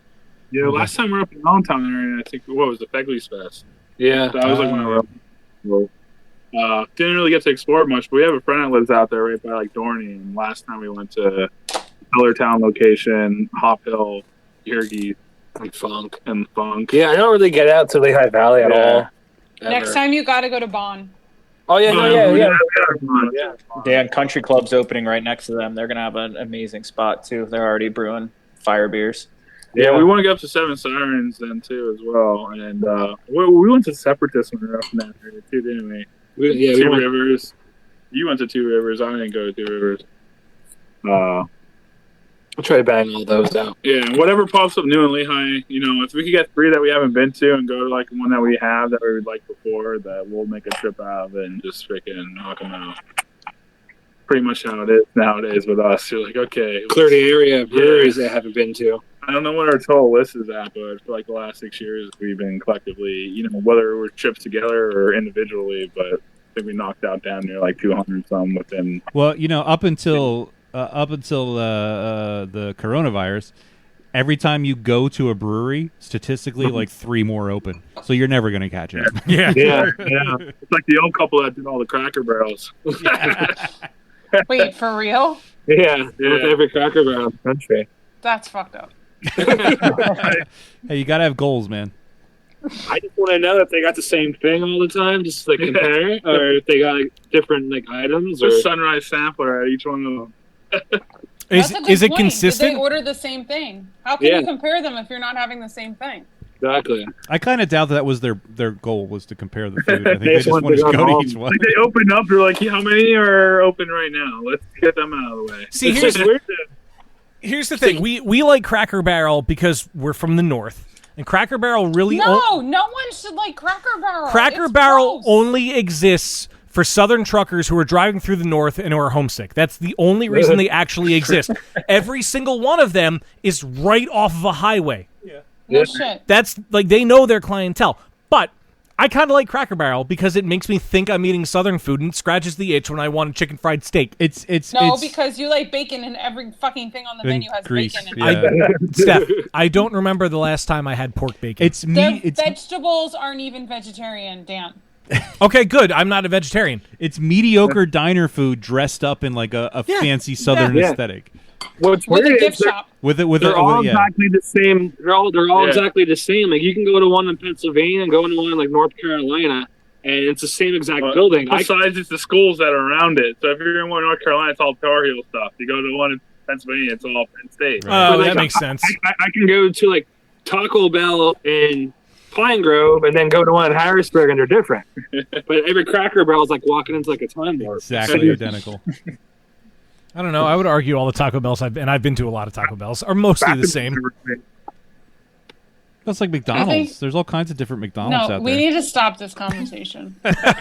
Yeah, you're right, because I'm hungry, and I'm probably going to order bad food soon. Are we doing a game probably should, because I'm getting a lot more drunk than I wanted to, a lot quicker than I wanted to. So, that being the case, where the fuck is the thing? There we go. Hey, Wayne, what do we got? We're doing it. Well, cheers, Internet, and welcome to Happy Fun Time Games. This is the podcast trivia segment that has been to every Applebee's in North America today. Gotta eat good in the neighborhood. Yes.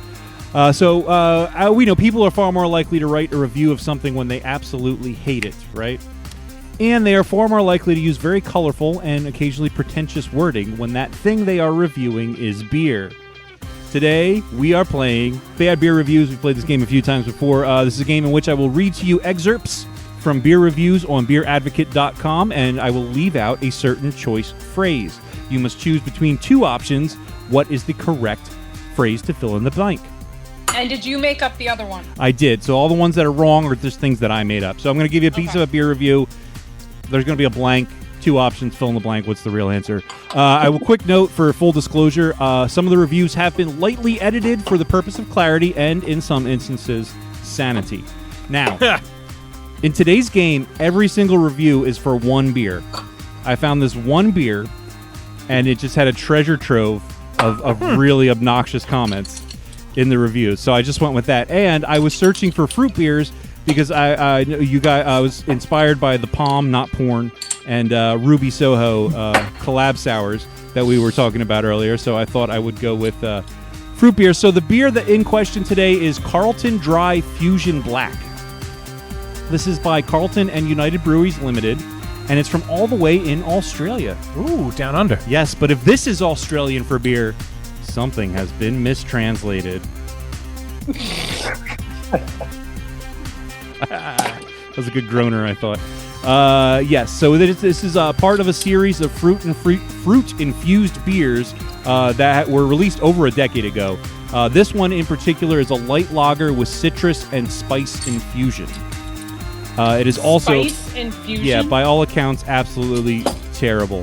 So it's a cheap light lager beer that they threw some fruit and spice flavors into, and it's apparently really gross. So let's get on with the reviews. We're going to go round robin style. Everybody give me their answers, and we're going to begin with Kevin. Is going to guess first because he's to the left in my series. You just wanted to see if he was paying attention. He probably wasn't. But that's okay. I was paying a lot of attention. A lot of attention. Okay. Our first reviewer begins by saying the beer has an intense aroma of fake fruits, along with something incredibly unpleasant that is kind of like, is it A, a visceral arm-sweaty pungence, or B, a distillation of fungal-infected toenails? Oof. Toenails. Indeed. Kevin is going with toenails. Conlon, you're next. Okay. Arm sweaty or toenails? I guess I'll have to go opposite of him because I was going to agree with him, but I'll do the opposite. All right. Tyler? I'm going A. Going A. Conlon and Tyler both going A. Steph? I'll go with Kevin. All right. Steph saying B, toenails, and Dan? I'm going to say A. Oh, Dan agreeing with the Pilger crew, and they are correct. Hey! It is a visceral, arm-sweaty pungent. Fucking A, Kevin Keller. My bad. Yeah, try harder, man. They go on to say in this review... That answer was fire. That answer was fire. Regarding the taste, they say, egad. Egad. That ghastly, insipid, fake fruit flavor comes through ever so strongly. It has a lemon-style carbonation that carries naught but an off-metallic tang. And conclude, I have had hundreds of beers, but this is truly catastrophically awful. How dare they put this shiznat on sale? Nope, they're done. Nope. Shiznat indeed. All right. Moving on. And Conlon, you're going to guess first on this next review. So our next reviewer begins with the phrase, my hope is that this is even worse than I expected, so I can go on a diatribe about how terrible it is. And believe me, he does. Every single question for the rest of the game is from this one single review, because it's like 2 pages long, and there's a lot of gems in it. So let's crack in. He begins that it pours a color like your piss when you've been sick. Actually, no. It's worse than that. It's like the color of your piss when you, A, are dehydrated near the point of death, or B, have been terminally ill for a year. Oh. Oh, no. I'm going A again. All right, going A. Tyler? I'm going B. Oh, mixing it up, going B. Steph? Can you read them again? A. Your piss when you are dehydrated near the point of death, or have been terminally ill for a year. B. Steph going B, terminally ill. Dan? I'm thinking of what I hope you didn't come up with. All right, fair. This could be like biology and anatomy 101. Do you pee when you are that dehydrated? Because there's nothing for your body to force out. I will say the more dehydrated you are, the more dark and concentrated and gross your pee gets. Well, right, because as you drink more water, if you pee clear, you're very hydrated. Yes. Or drunk. You know, in that, it's a dangerous phrase when we're talking about pee, but in that vein, I will go with B. In that pulsing vein, Dan I will is go going with the one B. that is not P. I talked so long, I forget which letter that is. Finally, Kevin. I'm going with Death Piss. Going with Death Piss. That was A. Well, you are incorrect. It is B. You're pissed when you have been terminally ill for a year. So Tyler, Steph, and Dan were correct on that one. Death Piss is a good beer name. Death Piss, yeah. We gotta have Death Piss and Fuck Water.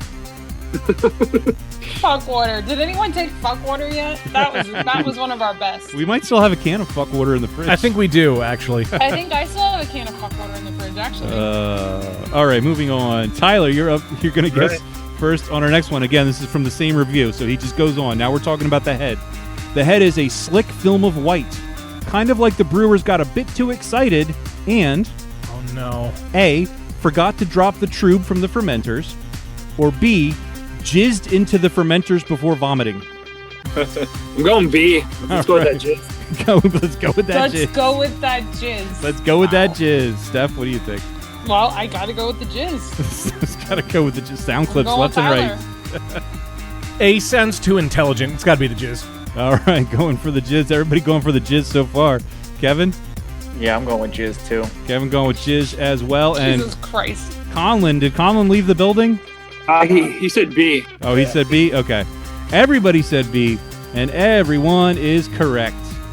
Jizzed into the fermenters. Jesus. Moving on. Steph, you are going to guess first on this one. Now we move Hold on.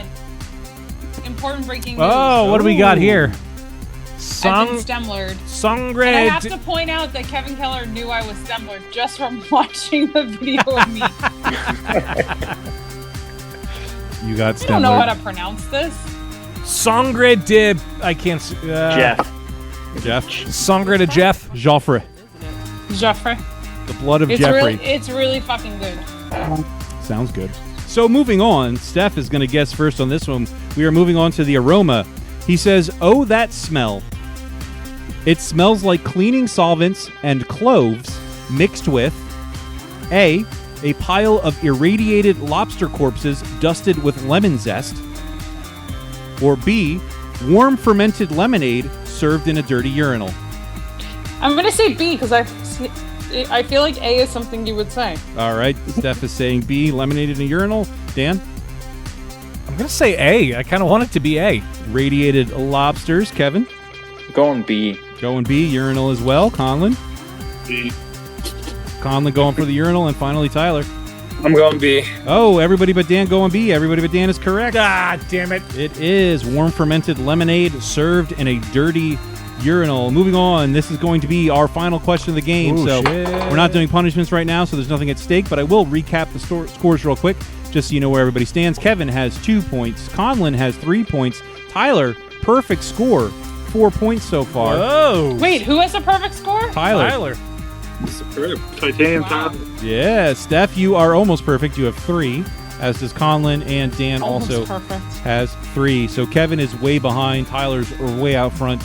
Last question of the game. Dan is guessing first on this one. Finally, we move to the taste. Took us a long time to get here, but now we're tasting this stuff. He said, "I dread to take my first sip, and with good cause. The overlay of sickly lemonade sweetness gets filled in by classic Carlton yeast abuse. It tastes like A, processed soil fertilized by a long-forgotten diarrheal hippopotamus migration, or B, a cup of pit sweat with ground-up mummified remains mixed in, kind of like hot cocoa powder." Shit. They're both. They both sound like you. They do. Fuck it, A. I don't know. Fuck it. Fuck. Fuck it, A. All right, Kevin. B. Oh, Kevin going B. Pit sweat. All right, Conlon. I was going to wait to see what he went so I can try. Tyler, what are you thinking? I don't know. Hey. All right, He's going Conlon's going I'm in. going- And I'll go B. You're going B? All right. And Steph. Then I'm totally going B. Duh. Steph going B. Steph, Tyler, Kevin are wrong. Breaking the streak because it is, in fact, A, the one about the hippopotamuses.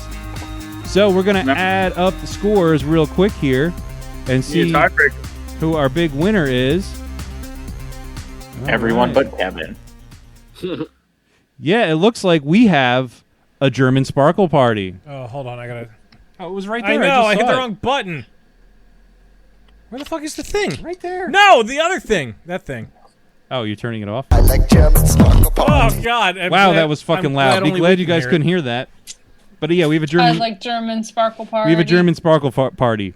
Farty. Farty. We tied in first place, 4 points each. Conlon, Tyler, and Dan. Right behind them with 3 is Steph, and sitting at the bottom with only 2 points is Kevin. I do want to read you guys. This review goes on, and I have a couple other things. So he says, cloves rise in a cacophony of satirical spice, making you notice just how horrible everything else is. And when the yeast finally dies away, there's an aftertaste of sickly, sugary, empty lemonade, which makes you pray the gods that you instantaneously develop diabetes in the hopes that this will prevent you from ever doing something as stupid as putting this in your mouth again. Don't drink it. Don't buy it. Even for that guy who murdered your family and tortured your kittens. Stay far, far, far away. Move to a different city if you have to emigrate. So that guy had a lot to say about that beer. Apparently it's pretty bad. How many characters are you allowed on Untappd? That's on. No, it's not Untappd. It's Beer Advocate. Sorry. It's so I don't do Untappd because it's a lot easier to search reviews on Beer Advocate than it is on Untappd. Okay. By like the worst reviews and the worst. Then. Yeah. I actually never really used Beer Advocate before, to be honest. If you have an account, you can like sort by like the lowest ratings or sort by the most rating. It's a lot easier to find shit. Okay. But with all that said, this is, of course, the part of the podcast where we give a shout-out to our most generous patrons on Patreon. We would like to thank you very much. Thanks to the following: James Lamberg. What the fuck?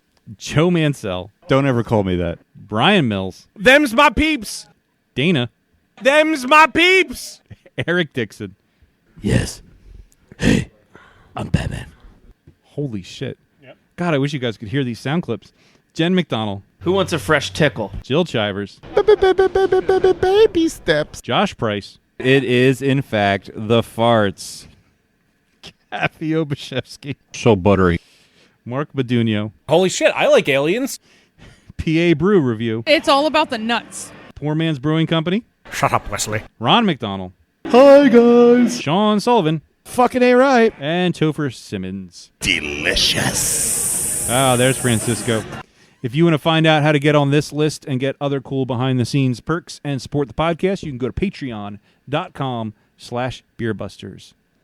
Dan, what do we do next? Pee. And play some commercials. Say, Yvonne, remember when I said I'd have to send away to NASA to calculate your bar tab? Oh, yeah. We all had a good laugh, Mo. The results came back today. You owe me $70 billion. This episode is brought to you by Quip. What's Quip, you ask? Well, Quip is modern oral care brand that designs beautifully simple electronic toothbrushes. They're going to deliver affordable brush heads every 3 months on a dentist-recommended schedule to you.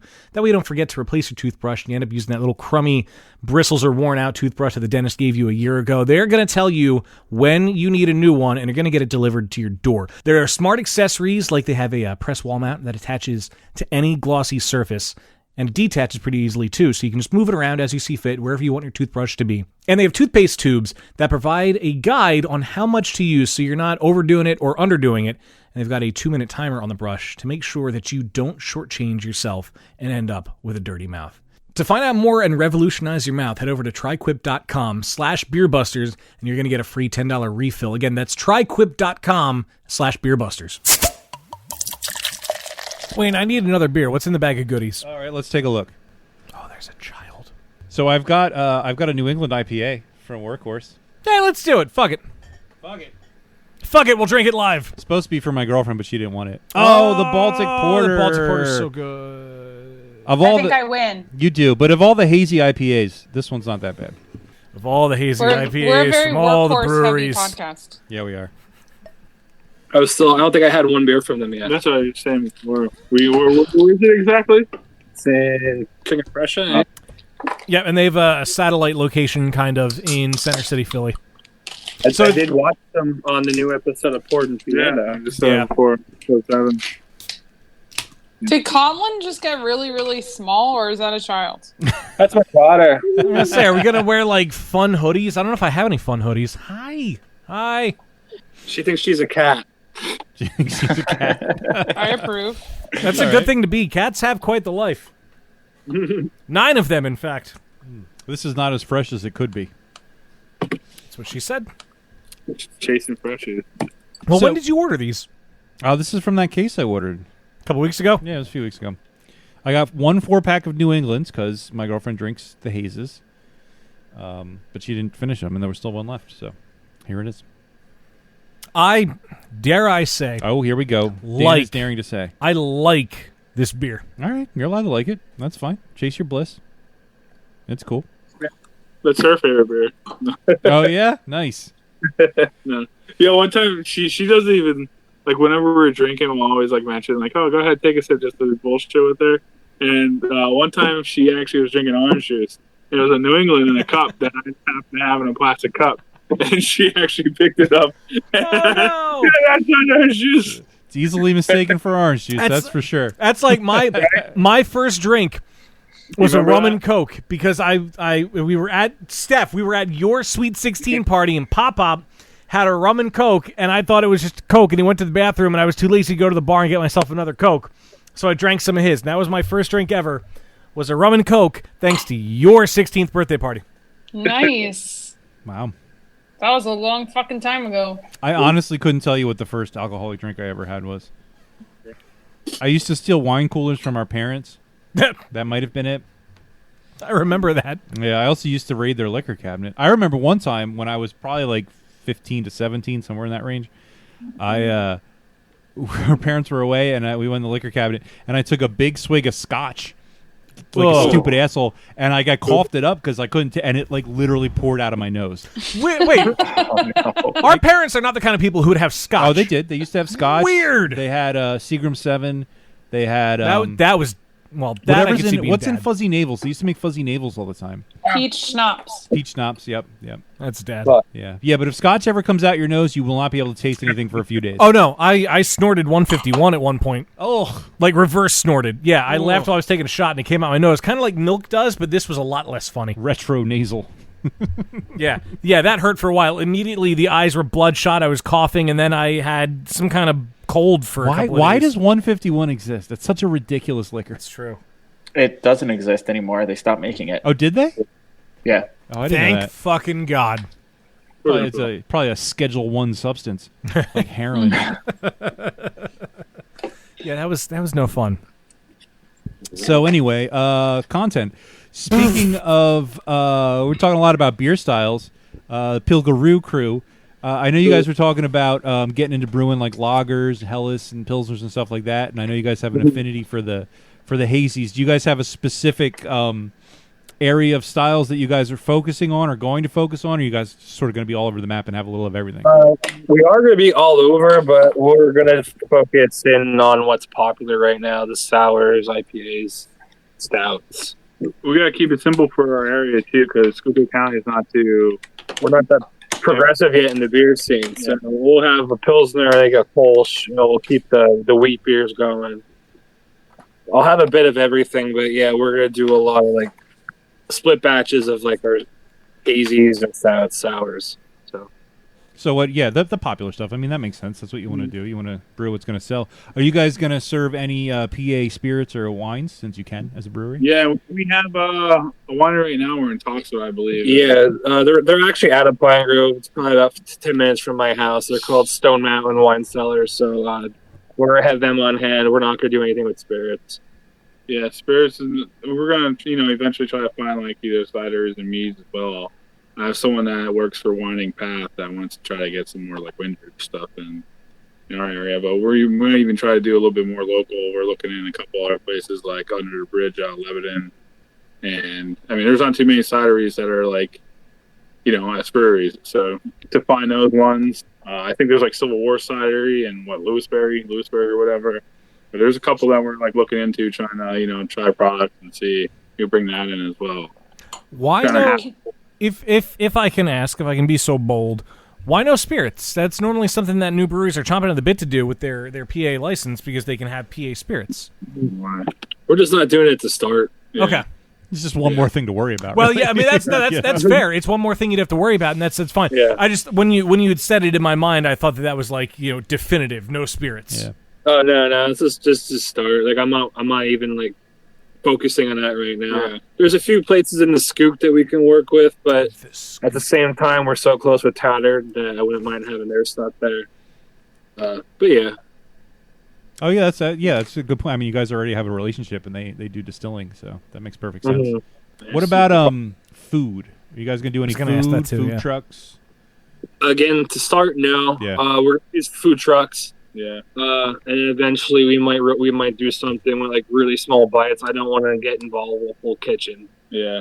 So I mean, we're a brewery, so I'd rather just have beer and then I'll have people come in and they can sell their food. It's nice to have a rotating like menu of different food trucks then too, so you're not always stuck on, you could say, like the same menu and stuff like that. And one good thing of doing the Brew Fest, I have a lot of contacts now that have food trucks. So yeah, we've been with a couple places actually from like the Skook, but we've been like touch base a couple like food trucks in Harrisburg, Lancaster, like Wilkes-Barre, Allentown area. There's a lot of them out there that are willing to do our festivals that shouldn't have an issue coming up for like a night. And I mean, I already have people asking me when we're opening because they want to be there the weekend that we do.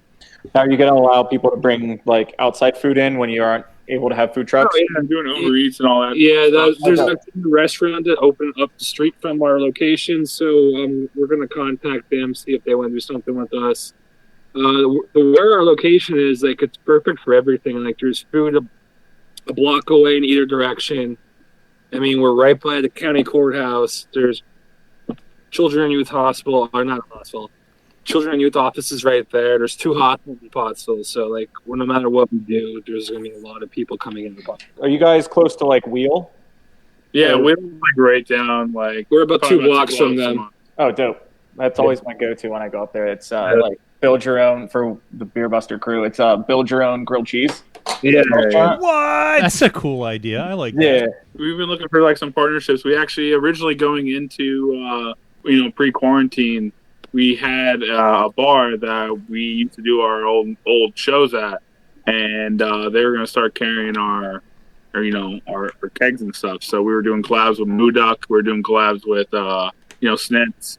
So they were going to have a dedicated tap just for us, like on a consistent basis. And then they don't have outdoor dining. So now, once we're in green phase, they can't really even do much with. No, they're closed till August because they decided to redo their building. Oh, wow. So we lost on that, but now we gained a tap at Snitz Creek, so we're good to go. That's cool. That's a good place to be.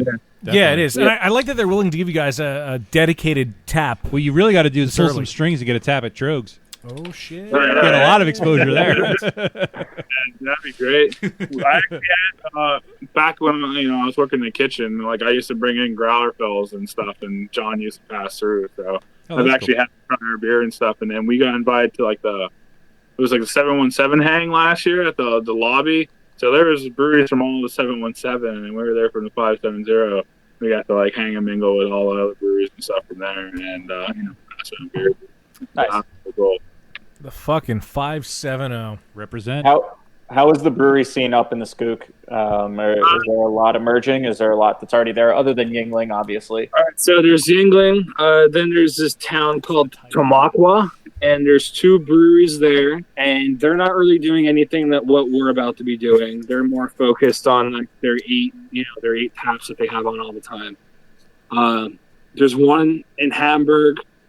That's not really a Skook, but it's right on the edge of the Skook. They're in Berks, and there's a new one opening in Hamburg. But again, they're all kind of doing their own thing. What's the one in Hamburg? I'm sorry to cut you off. What's the one in Hamburg? 1787. I think my friend's uncle owns that place. I could be wrong on that one, but he owns a brewery in Hamburg, and it lines up at this point.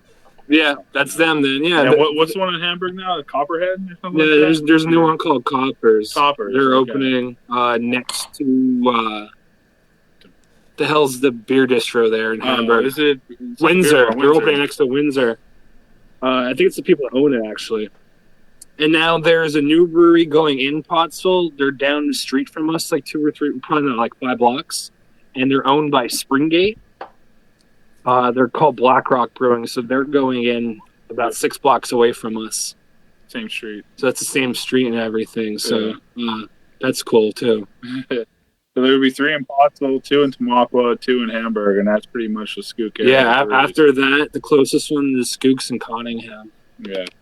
Do you, as guys who are opening a brewery, do you see all the other ones in the area as the rising tide, or do you see it as competition? Like, are you guys in it together, or do you kind of see it as like I don't want to say against these guys, but do you see it as like the group mentality? I mean, I do see it as a group mentality, but just knowing like everyone, I'm not saying anything bad about them, just knowing everyone involved, they don't really do anything with anybody else. They're all doing their own thing. Yeah. As opposed to you go to the scene like Harrisburg, there's collabs nonstop. Oh, without a doubt. Yeah, definitely. So we're more, even though we're from the Skook, we're down in that area so much, like we're a part of that. So we're bringing that to the Skook, and that's what I want to do, and I would eventually like to get all of them involved. Right. There's a thing I would like to do after we open called the Skook Ale Trail. So all the breweries in the Skook or along the river will hang out. People could go and hit up all the spots. We're not that far apart. Yeah. Because we have a lot of traffic just coming in for Union for your thing too. So we actually, people are going to go there, do their tour. And if they're staying in the area, they have 2 other options now in the area before they leave school. Yeah, and that's the thing. First time I went to Yingling was when we recorded there with Jen Yingling. And I'm sorry, you dropped something else, Dan. Oh, look, it's another name. It's another name. That was honestly the first time I'd been there, and it's a damn shame, and I know. But I would never have thought, had I not been doing this podcast, hey, let's find other beer in this area. What can we do after this? Like, to me, Pottsville was Yingling, and then we leave. And I'm really glad my eyes were open to what that greater community can offer, and I'm glad you guys are going to be part of that. But do you... How do I want to phrase the question that I'm thinking of? Do you think that... Do you even skook, bro? Jesus Christ. Do you think that Pottsville is the destination because of Yingling and people may find other things, or do you think that Pottsville will be a destination for beer, period? Not necessarily Yingling, but beer. I think both. I mean, they released last year, Yingling brings in like 80,000 people a year at least just to go there. So and I know, at least for me, when I go to a brewery, I want to see what's close by, what's next. So if you're going there, where else could I go? If you go to a bar, you're going to have all the same beer you just had on tap there. Yeah. So that's how every bar is in Pottsville. So now you're 2 other options. And we're both, like, Yingling's right here in the middle. We're right here. Black Rock's right there. You can go either way. And you can knock all 3 of us out in one day. I wonder if I kind of feel like Yingling isn't a place that people who go brewery hopping go to. Like, I feel like it's more like a tourist destination. Yeah, I guess that's kind of like what my question was founded in, but that's a much better way to say it. But, I mean, just bringing people into the area is going to help every business, I mean, I think it is a tourist place, but, I mean, there was nothing else there for so long. Like, well, what else more could it be? Yeah, true. So, now when things are changing, there's more stuff going downtown. I think probably within the last 4 years, 1, 2, 3, 4 or 5 new places opened up. Yeah. And now there's going to be us and Black Rock. So it's going to be a place to be. I mean, it's the only city in the county. So I mean, you look at Yingling. Yingling, I kind of view in with like Sam Adams as like that beer mecca, where you got to go there at least once. And when you do go there, I mean, you're gonna be like, all right, cool. I did the tour. I had the Lord Chesterfield or whatever beer. Oktoberfest. At the end of the tour, and then it's like, all right, where do I go next? So you pull out your phone, you Google breweries near me, and these guys are going to pop up. Black Rock. I think it's going to help. I mean, we ran into that issue in Fishtown. It was like, shit, there's going to be 10 extra breweries opening up in town, and it it wasn't a deterrent. It was more like people were coming for one or the other and then pulling out their phone and being like, okay, I'm going to go to the other breweries. And it helped using their notoriety to build our own. Yeah, say just in your guys' area in their Fairlow location, you guys have Form right there, and what else is within walking distance? You got Human Robot. Human Robot just opened in the old St. Ben spot. Stateside Vodka's right near us. Original 13. Oh yeah, I forgot about them. Yeah. Last time I was there, I'm like, all right, we're going to Form, and then we're going to Evil Genius right after. Yeah, and then I tagged you in the post. For sure, and then Tired Hands just opened their location a couple blocks from us. Just have a location right outside that area. Yeah, Goose Island opened their spot down by the Fillmore.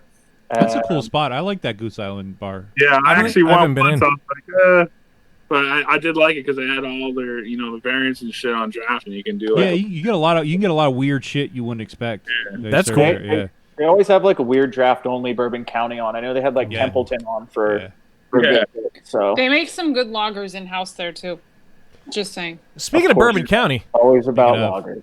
Wayne, 3 years ago today, as of this recording, we had Bourbon County at Goose Island in Vegas. Oh, in Las Vegas? Was that today? Yeah. That came up on my memories on the Facebook, John. The Goose Island bar at the Hard Rock Resort there. That was a cool little bar. That was fun. It was. It was a good time. That was fun. Well, if people want to know more about Pilger, where do they go? Where do they find you guys on the interwebs? Mostly we're just on Facebook, Instagram, on Tap and Twitter. We don't have an actual website or anything yet. I just have one for the brew fan. Our handles are actually different almost on every freaking platform. Yeah. Guys, I'm not much of a marketer, but I feel like marketing 101 is it's gotta be uniform. No, I have to go ahead and change. And I feel like Pilger is probably available literally on every platform. That's a very unique name. That's true. See, when we started, I made the Facebook. My friend made the Instagram. Someone else made the Twitter. My other friend made the Untapped. Yeah, so I made the that happens. Yeah. Man, it's kind of weird because, if you're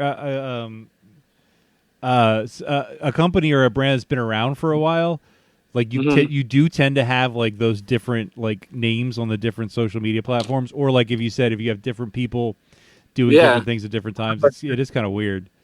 They're not crazy different. So let's see.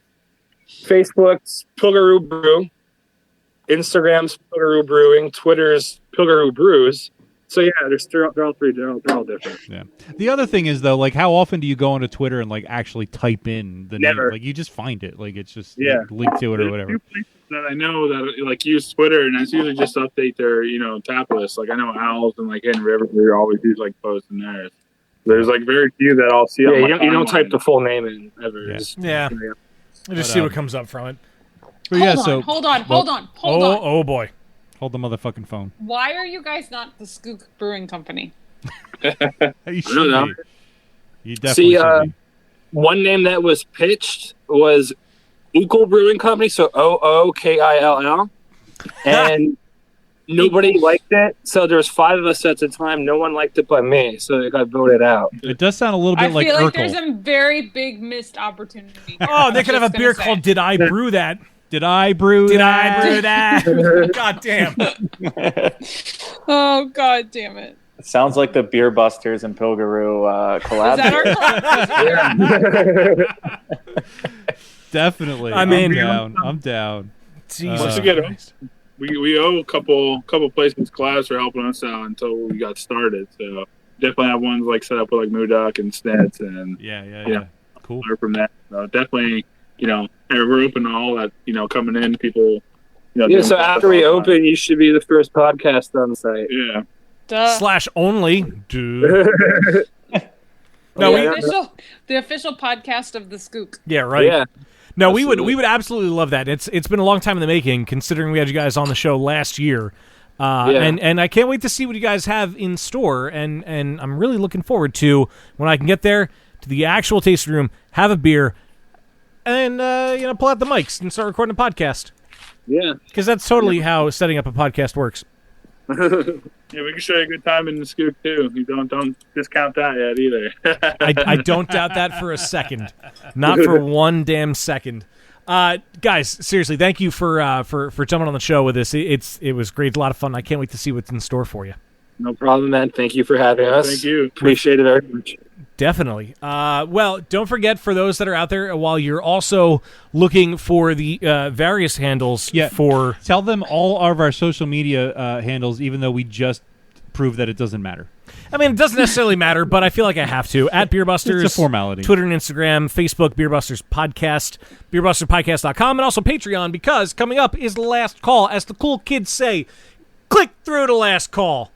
Yeah. I don't know if that works from podcast apps to Patreon, but do a couple clicks and go to Last Call. Well, it was a lot of fun, and I'm glad to see things, seem like they're going well. And the Skook is not a one-trick pony. It's not just Yingling. There are other great beers that are out there and great breweries that are out there, and I hope that you will find your way to the Skook for your drinking pleasures. But unfortunately, this does bring us to the end of another episode of Beer Busters, and I should have started this music about 20 seconds ago. Yeah, you always start it kind of late, and then you have to say a lot of things till it runs out. For people that don't know, the Skook is Schuylkill County. Schuylkill County, yes, definitely. Oh, yeah, I just assumed everybody knew that. Yeah, I mean, we have a very regional audience. Pennsylvania. We're in Pennsylvania. Did we mention that? We've mentioned that way more than we should have. It could be someone's first episode, and thank you for making it this far. Yeah, you only have 194 episodes before this to catch up. Jesus. Don't listen to all of them. Wait, don't listen to 1 through 5. Gonna be? Anyway, I'm Dan Baker. I'm joined by... See, now we're going to miss the end of the music. Shit, now we're out of time. We wasted our time. Oh, my God. Steph Hefner, Wayne Baker, Kevin Keller. That was fire. Squids. Fire.